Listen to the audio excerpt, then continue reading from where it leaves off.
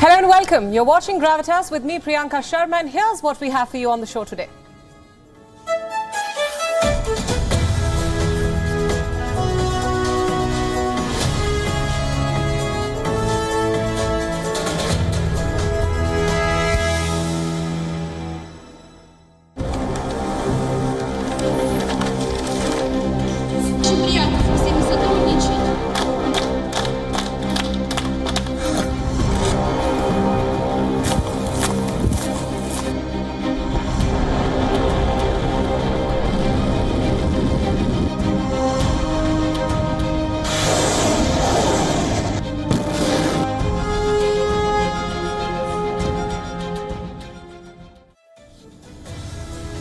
The so-called referendums in 4 occupied regions of Ukraine have been dismissed by the West as a sham. But officials are now worried that Russia could quickly move to annex the 4 areas. Global condemnation is pouring in, and Russia is responding with nuclear threats. This is our cover story tonight on Gravitas. We ask some crucial questions. What's Putin's plan now that the referendums are over? Does the West have a plan in place to counter Russia's next move? And most importantly, are we headed towards a dangerous escalation in this war?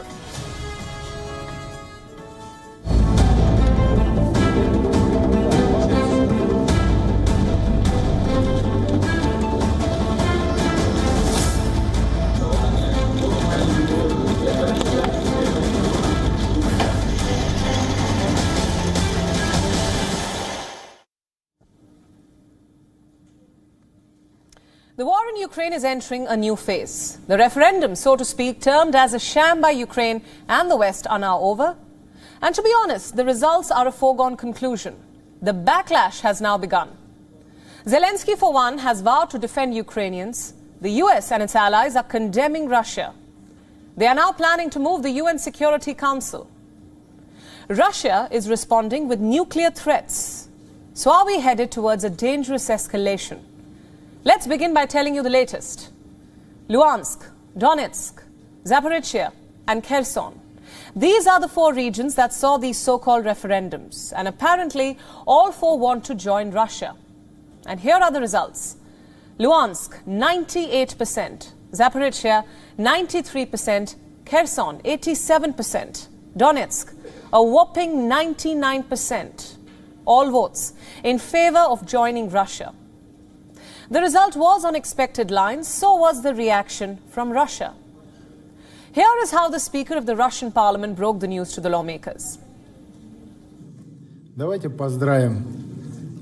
congratulate our brothers, everybody who participated in the vote to join Russia. The referendums were held successfully.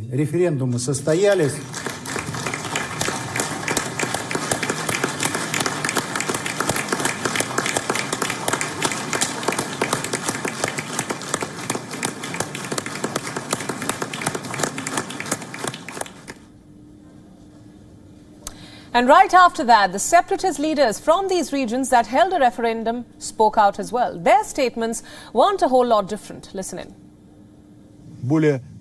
For more than 3,000 days, we fought for the right to be a part of Russia, to return to our home and to be with our true homeland. We succeeded.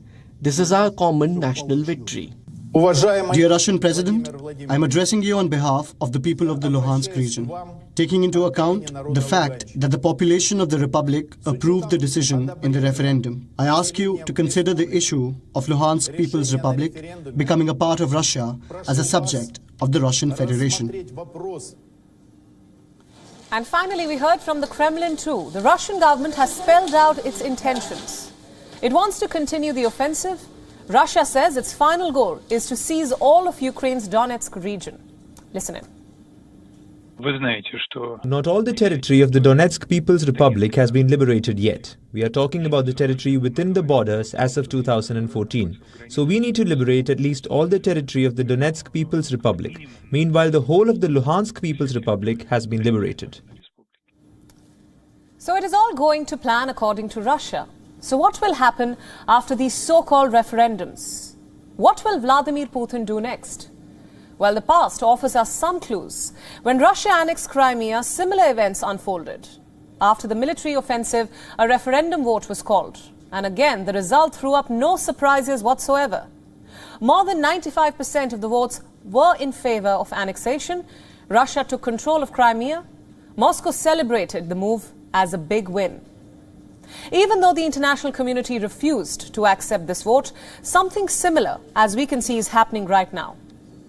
The Western world has unanimously declared the vote a sham. Ukraine's President Volodymyr Zelensky was quick to issue a warning to Moscow. Take a look. We will act to protect our people, both in the Kherson region, in the Zaporizhia region, in the Donbass, in the currently occupied areas of the Kharkiv region, and in the Crimea. The Western response was also on similar lines. The US has declared that the West will never recognize a Russian annexation. NATO denounced the referendums too. It called the vote a sham and a violation of international law. These statements of condemnation are honestly a standard operating procedure, no surprises whatsoever. But my question is, what can the West do? Can it do anything tangible? How does it plan to counter Russia's moves? Well, Western powers have nothing new to offer here too. A resolution has been brought before the UN Security Council. America, of course, is spearheading this effort. So what does the resolution say? It will condemn Russia's sham referendums, call on member states to not recognize the status of Ukraine, and obligate Russia to withdraw its troops from Ukraine. Similar moves were made when Crimea was annexed. A resolution was brought before the Security Council. What do you think happened then to that resolution? Well, Russia, as a permanent member of the Security Council, vetoed it. So essentially, it amounted to nothing. Yes, such resolutions are a useful tool to humiliate Russia on the international stage, but beyond that, they have failed to deter Russia. And deterrence is the need of the hour. Moscow is making fresh nuclear threats.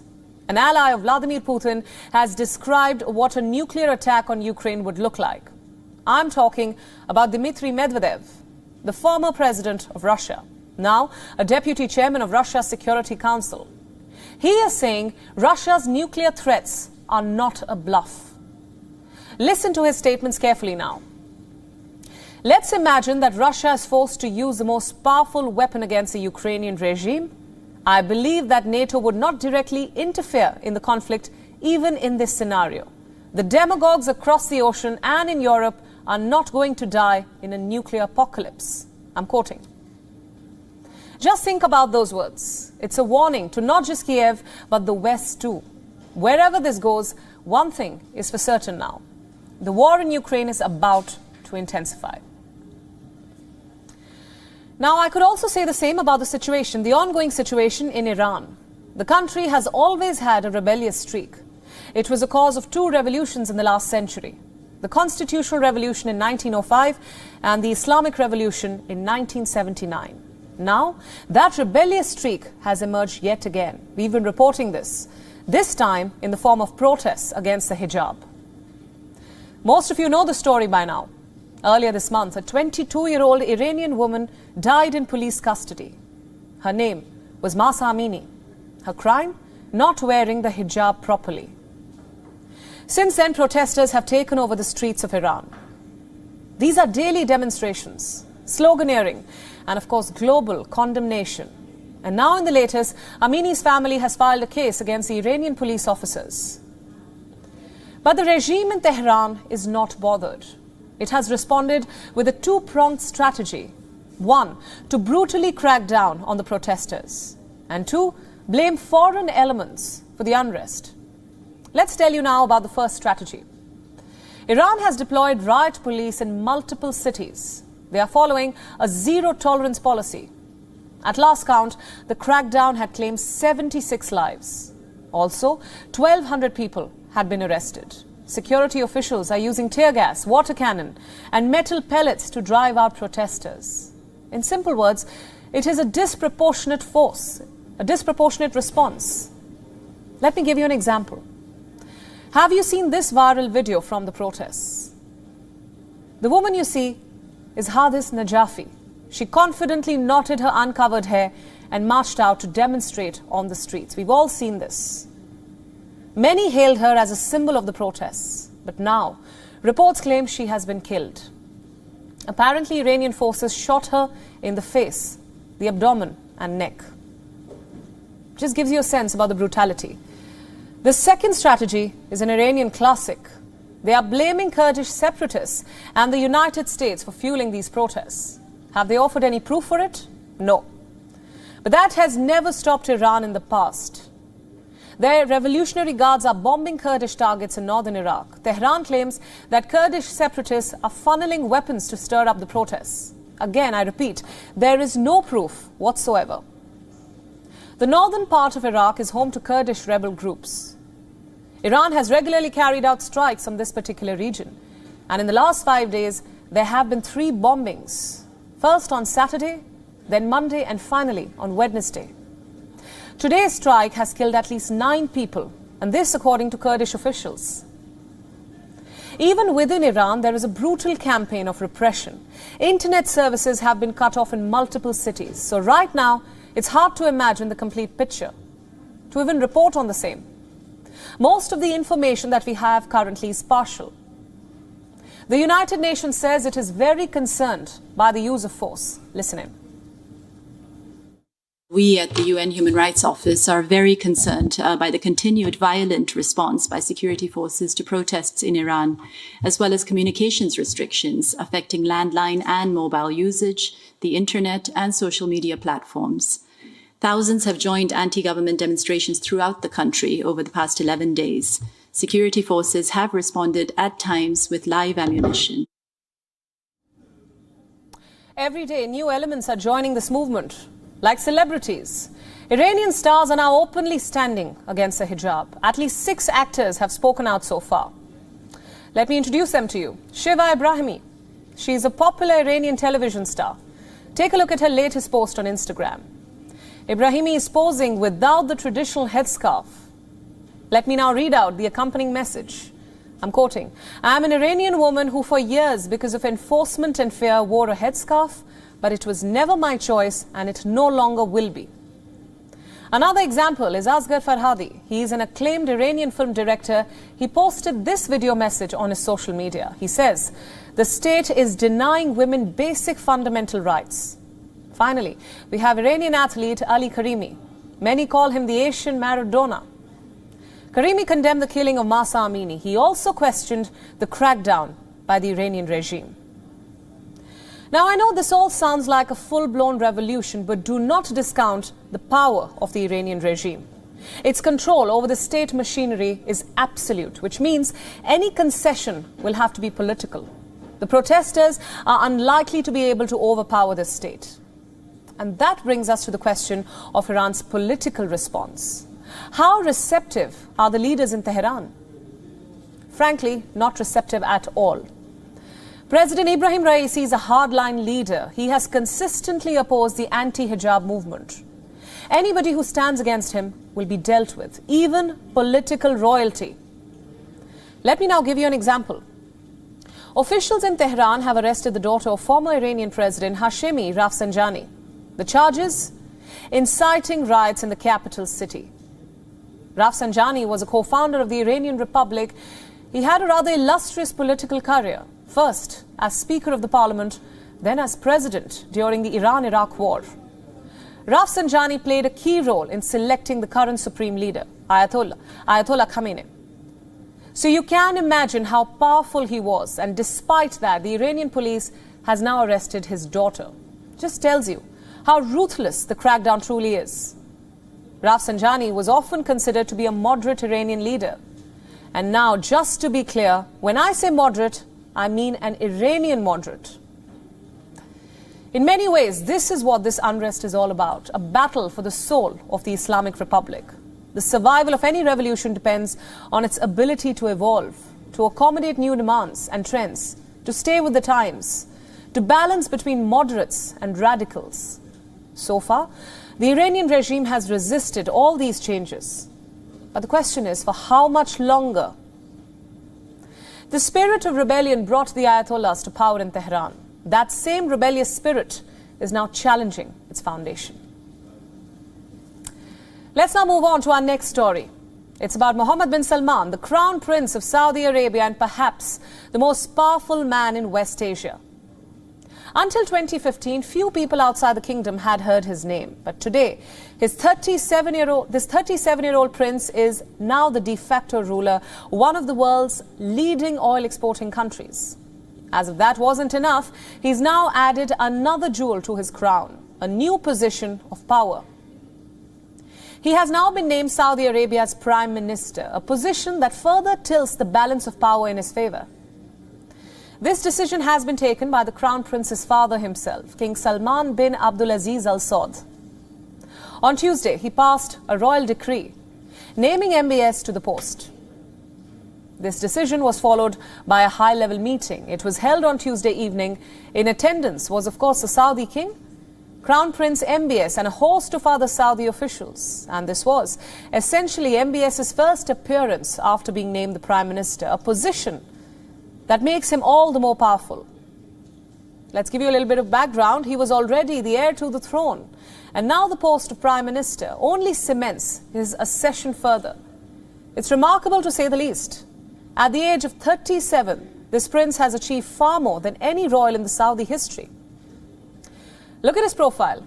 Besides being the Crown Prince and now the Prime Minister, MBS also serves as the chairman of the Council of Economic and Development Affairs, a sub-cabinet which manages all of Saudi Arabia's internal affairs. And besides this, MBS also serves as the chairman of the Council of Political and Security Affairs.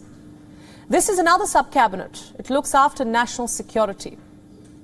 And remember, he holds these top positions despite being his father's seventh son. This is unusual by Saudi standards. If we go by the precedent, it is the senior-most royal who usually gets the top posts. But MBS has bypassed various members of his family to be installed to the topmost offices in the country. And when he becomes king, he will be the first Saudi monarch to be the grandson of Saudi Arabia's founder king, Abdulaziz Al Saud. Until now, the throne has passed from one elderly brother to another, all of whom happen to be the sons of the late founder.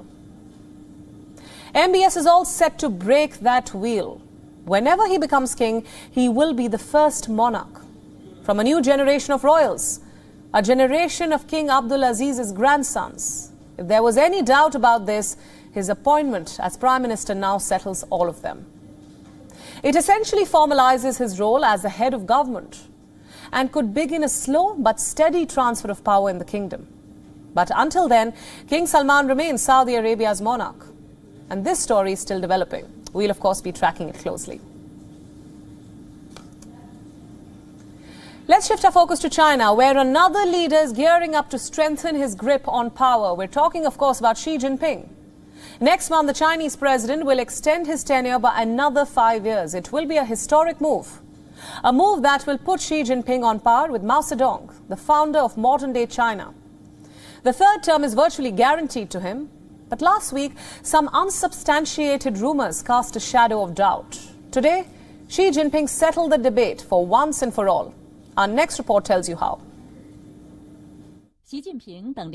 With these pictures, Xi Jinping is sending a powerful message to the world. The Chinese president is conveying to his rivals that he remains firmly in charge. On the face of it, this was a regular inspection. An exhibition tour isn't really a major news event, but the world is talking about this one. The reason are the rumors that went viral last week. A flood of social media posts and stories, mainly pushed by unverified sources, claimed a coup was underway in China. And the PLA has somehow wrested power from Xi Jinping. Those reports never amounted to anything, but they did make observers think about Xi Jinping's sudden disappearance from the public eye. The Chinese president was last seen at the SEO summit in Uzbekistan. That was his first public trip abroad since the pandemic began. After his return from Samarkand, President Xi avoided public engagements. This wasn't something that happened out of the blue. In July, the Chinese president had traveled to Hong Kong. He attended the commemoration anniversary of Hong Kong's handover from Britain. When he returned to Beijing, Xi Jinping took a break from public engagements. He seems to have done the same thing after the SEO summit. The Chinese president has re-emerged after 11 days. He didn't waste any time in telling the world who is the boss. A group of top Chinese leaders accompanied him to the exhibition. This included China's Premier Li Keqiang, and the Chinese leadership too. They made sure they stood behind Xi Jinping when the cameras were rolling. The exhibition is like a celebration of Xi Jinping. He has been in power for 10 years now, and this exhibition highlights the breakthrough and landmark achievements of the past decade. While he was there, the Chinese president had a message for his team. He asked them to publicize his flagship initiatives as much as possible. Xi Jinping is making bold statements. Next month, the Communist Party will meet for its 20th Congress, an event where the Chinese president will receive a historic third term. Xi Jinping is projecting confidence in his latest public appearance. This wouldn't have happened if a third term was a guarantee for him. Bureau Report, WION, World is One.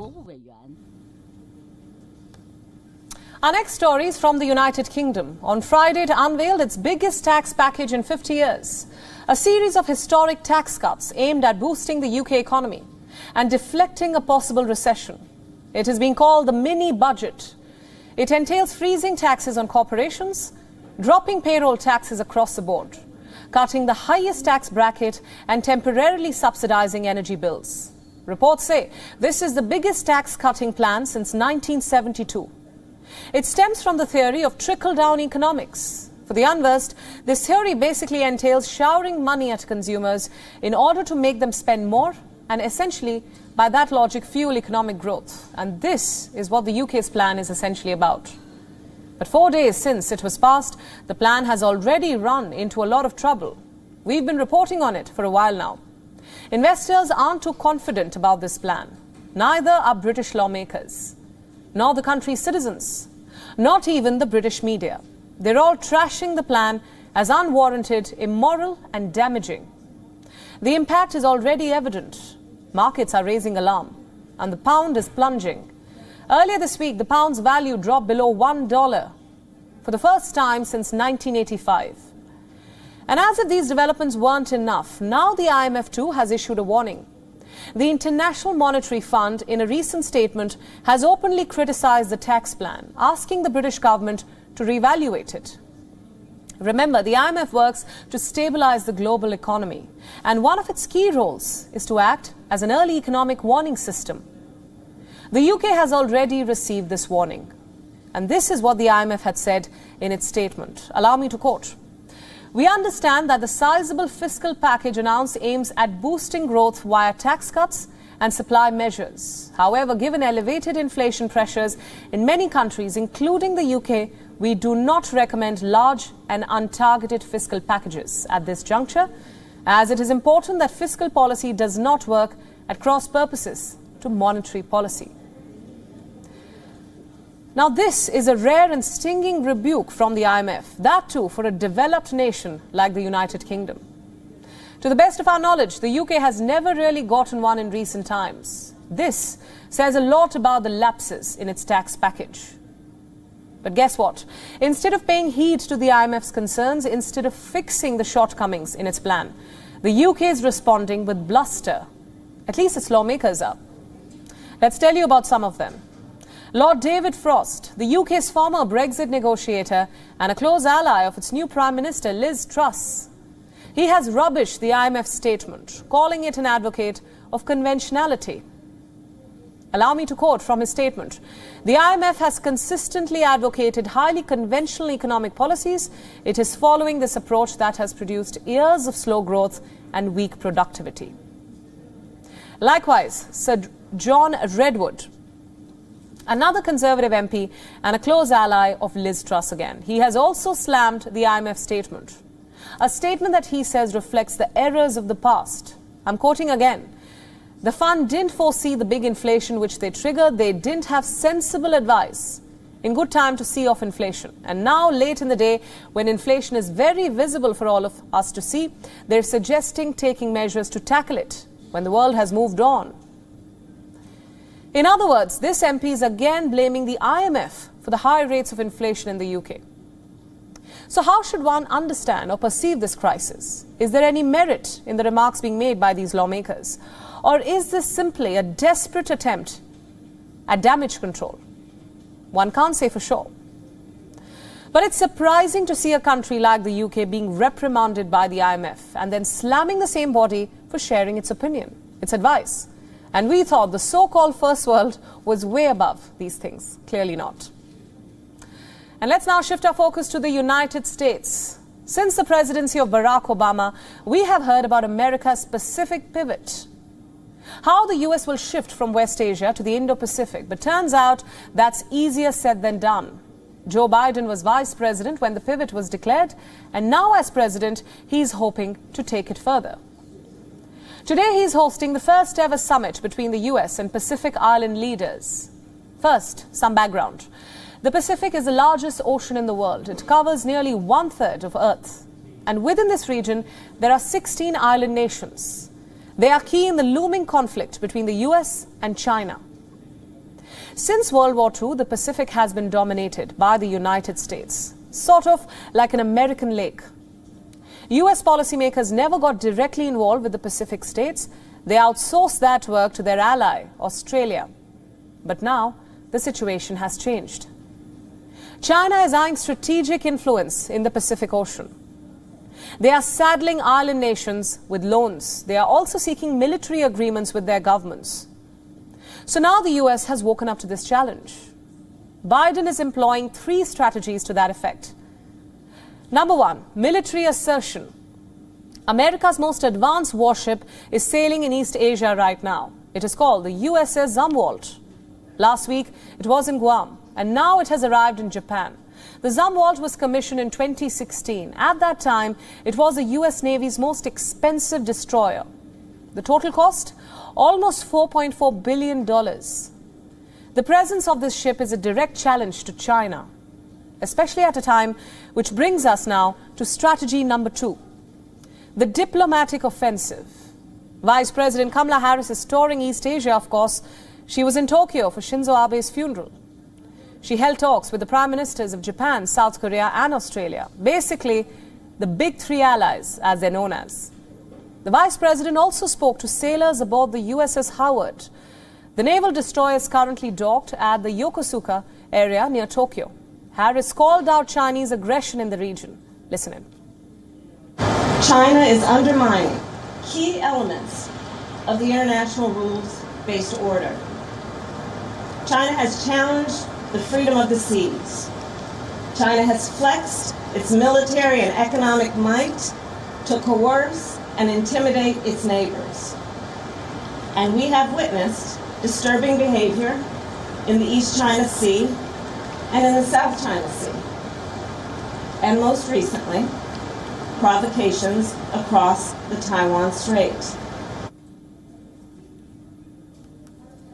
Finally, coming to strategy number 3, the Pacific Plan. Biden is hosting leaders of the Pacific Islands at the White House. There will be talks on climate change and security. Perhaps a family photo at the White House. A dinner hosted by the president. Basically a charm offensive. But the question is, will all this be enough?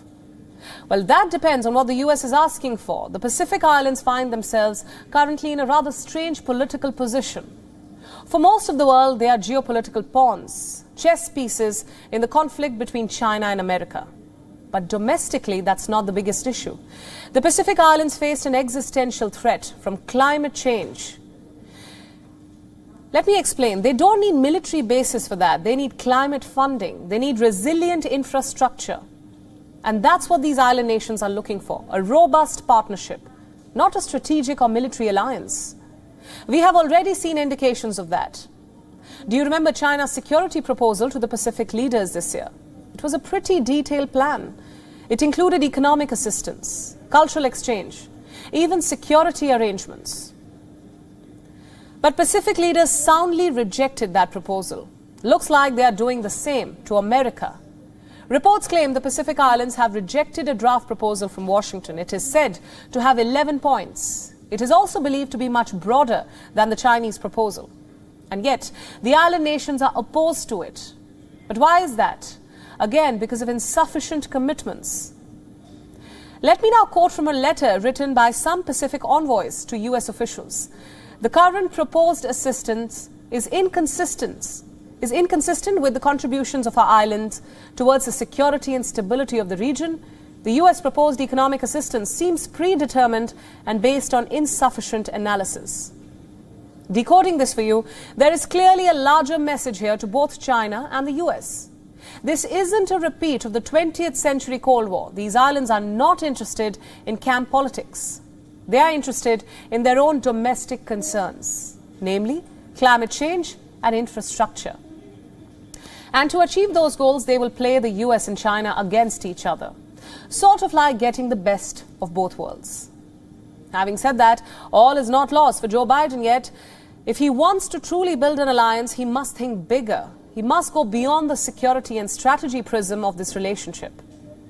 He must offer meaningful investment and alternatives to China. That's a big hook.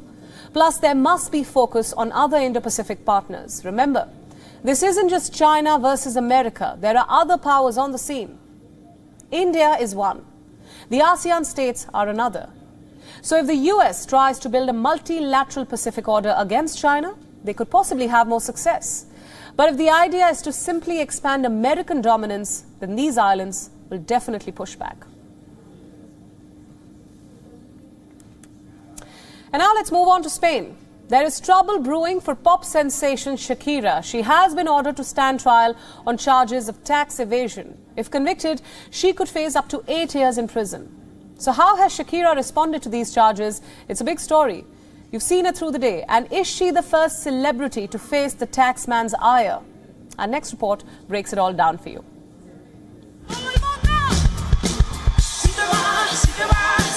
There are two things you cannot avoid in life: death and taxes. Just ask 3-time Grammy winner Shakira.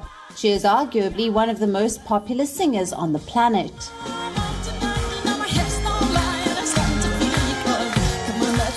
Her hips may not lie, but according to Spanish officials, her tax records do. Shakira has been ordered to stand trial on charges of tax evasion. If convicted, she faces jail time. The prosecutors are seeking 8 years in jail and a fine of $24 million. What exactly is the case against her? Prosecutors say Shakira moved to Spain in 2011. This was after her relationship with Spanish footballer Gerard Piqué became public, but her tax residency was unchanged. Until 2015, it continued to be the Bahamas, not Spain. So tax officials say Shakira defrauded them between 2012 and 2014. How much money are we talking about? Almost 14 million, according to prosecutors. Shakira has completely rejected these allegations. Her lawyers claim she was on international tours until 2014. It was only in 2015 that she began permanent residency in Spain. She has numbers too. Shakira claims she spent 240 days touring in this period, meaning she doesn't qualify as a Spanish resident.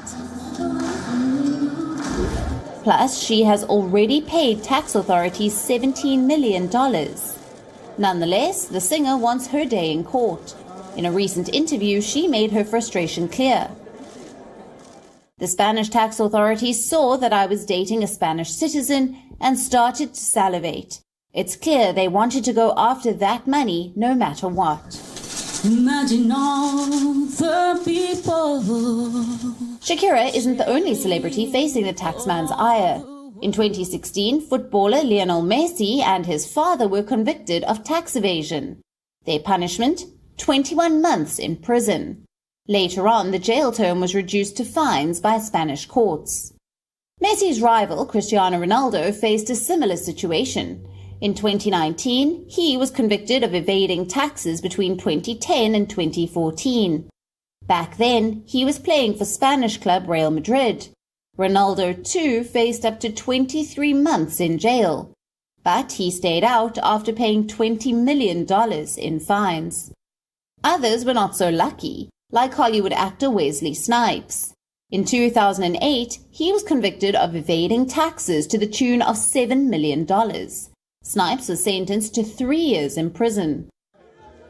Could Shakira be added to this illustrious yet problematic list? Well, the singer herself rejected a settlement deal, so she is confident of proving her innocence. But even if the court convicts her, chances are the sentence will be reduced to fines. Because while taxes are unavoidable for the rich, prison sentences apparently are not. WION World is One.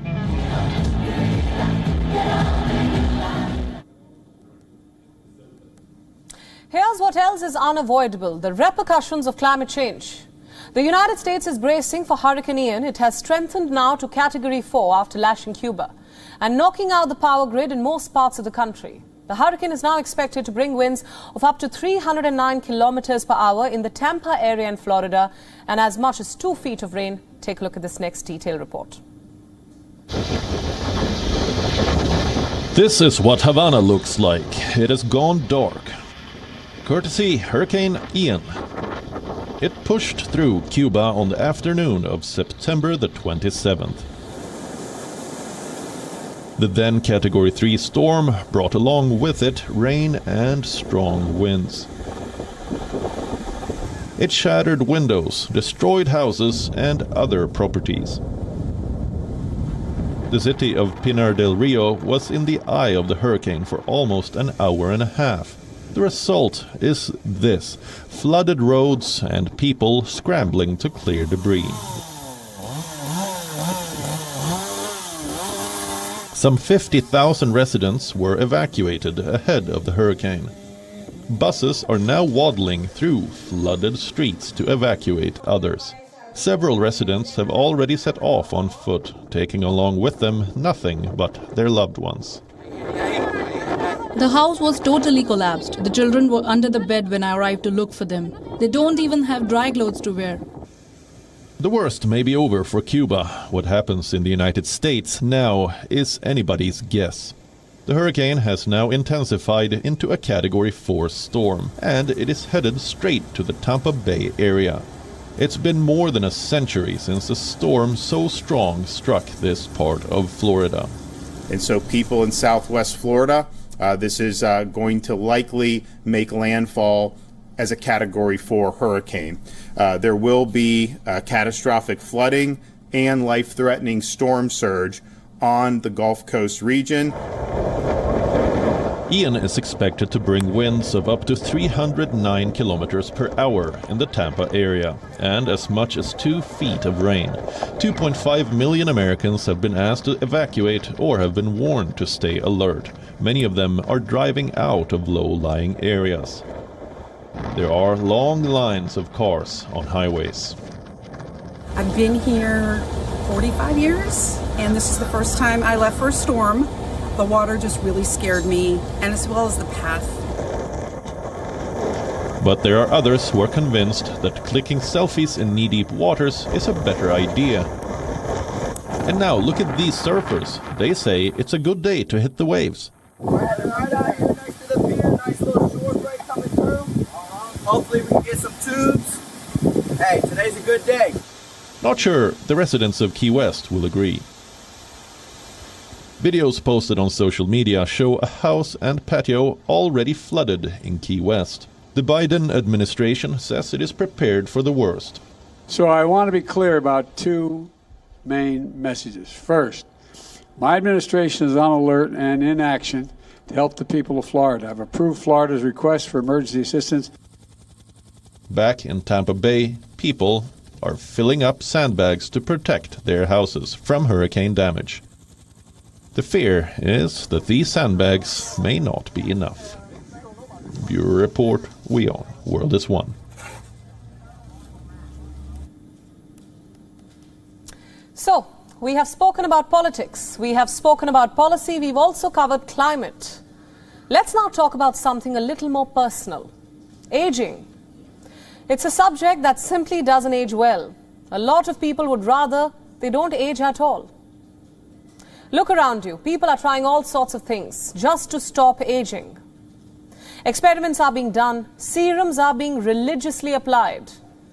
Thousands of dollars are being spent on skincare products. Certain food products are being excessively consumed. They're being called miracle products. And smoking is being shunned. Mostly because smoking causes cancer, but also because it reportedly makes you look older. What if I told you there is something else that ages us faster than smoking? A study found that depression or loneliness is worse than smoking, especially when it comes to aging. Researchers from the Stanford University and the Chinese University of Hong Kong built something called an aging clock.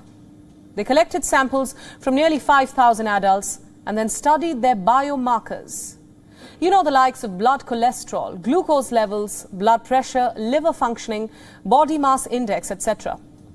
Now, based on these markers, researchers compared people's biological age to their chronological age. Let me explain that. What's the difference? Your chronological age is how old you are, and biological age is how old your body is. There's a big difference. You may be 25 years old, but your body may be aging faster. Say you have liver problems, knee pain, your kidneys aren't functioning properly. In that case, chances are that your body or your biological age is well past 25. Get the difference? Now let me tell you what researchers have found. They say feeling unhappy or being lonely adds up to 1.65 years to a person's biological age. That means you could be 25, but because you are depressed or lonely, your body is almost 27 years old. Now what if you aren't depressed, but you smoke? Then your biological age would be 15 months more than your chronological age. And that clearly concludes that your mental health is more to do with aging than simply smoking. And now that you know this, what should you do? Should you continue to smoke? Definitely not. Stop smoking. That should be non-negotiable. But also, take care of your mental health. How do you do that? For one, reduce stress. Get plenty of sleep. Eat well. Eliminate processed food from your diet. It's what the experts say. You must have heard that saying, you are what you eat. It's actually true on most counts. Also, we've said this before, cut back on your social media time. We have time and again spoken about the link between poor mental health and social media. Here's another case for you to stop spending so much time on social media.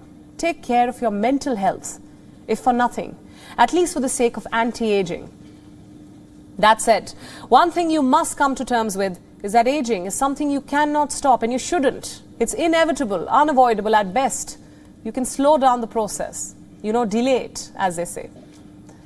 Now, the study I was referring to earlier found something very interesting. It said, and hear this, marriage can delay aging. Apparently, it reduces the biological age by around 7 months. Also, unlike popular belief, living in urban areas actually helps. Researchers concluded that people living in rural areas are likely to be almost 5 months older biologically than those living in urban areas. All said and done, should age bother you? If you ask me, your focus should not be about looking older. Your focus instead should be not on the wrinkles, the fine lines, or the grey hair. That's all okay, it's part of life. Your focus should be on staying healthy, feeling better, on ensuring that your body is healthy, your mind is healthy. Because that is how you can live a happier and longer life. And you know what helps you live longer while also keeping your mental health in check? Exercise. And I'm not just making this up. I'm referring to another study that came out. You see it on your screen now. It says that exercising can help you live longer. This study particularly refers to exercises involving weights, weight training, structural training. This study says that exercising with weights is linked to a lower risk of premature deaths. What experts, however, are suggesting is not just weight training, but also a combination of aerobics, cardio. Experts say that adults need about 150 minutes of moderate intensity activity a week or 75 minutes of vigorous intensity activity. So what's the moral of the story? Focus on your health, both mental and physical. The rest will follow.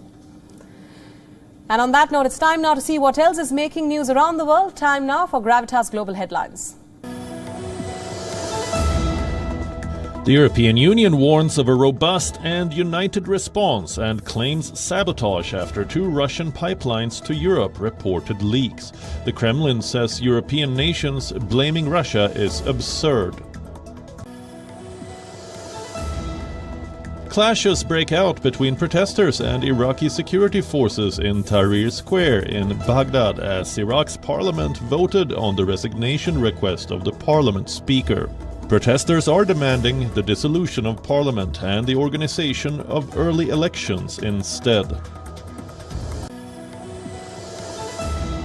Iran's Revolutionary Guards say they fired missiles and drones at targets in the Kurdish region of neighboring Iraq, where an official says 9 people were killed. Earlier, Iranian authorities accused Iranian Kurdish dissidents of involvement in unrest, now shaking the country. Israeli forces kill at least 4 Palestinian gunmen in the occupied West Bank, pursuing a campaign of raids triggered by a series of lethal street attacks in Israel. Seoul's military says North Korea fired an unidentified ballistic missile just days after its last test and ahead of a visit to South Korea by US Vice President Kamala Harris. The Indian government appoints retired Lieutenant General Anil Chauhan as the next Chief of Defense Staff. He is only the 2nd person to hold the post after General Bipin Rawat, who died in a chopper crash in 2021. Global stock markets sink and the dollar soars as investors worry over recession fears and heightened tensions due to the Ukraine war. According to reports, iPhone maker Apple is dropping plans to increase production of its new iPhones this year after an anticipated surge in demand failed to materialize. 2021 finalists Spain secured a spot in the Final Four of the UEFA Nations League with a 1-0 win against Portugal. A late goal from Atletico Madrid forward Alvaro Morata helped La Furia Roja to finish top of Group A2. It was also their first win in Portugal since 1934. The PGA Tour's heavy hitter and former world number 1 Rory McIlroy has toned down the rhetoric against players who have signed up for the LIV Golf Series. McIlroy has urged players on both sides of the divide to cool down and believes it is possible for professional golf to be cohesive again. And with that, it's a wrap on Gravitas. Thanks for watching the show with me, Priyanka Sharma. We leave you, as always, with Gravitas Images.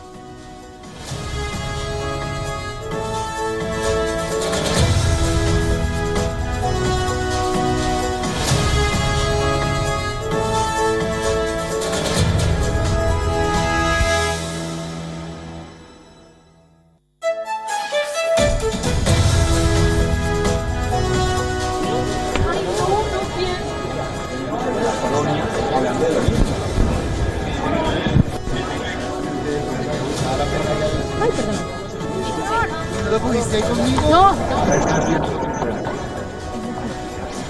El caballo entró.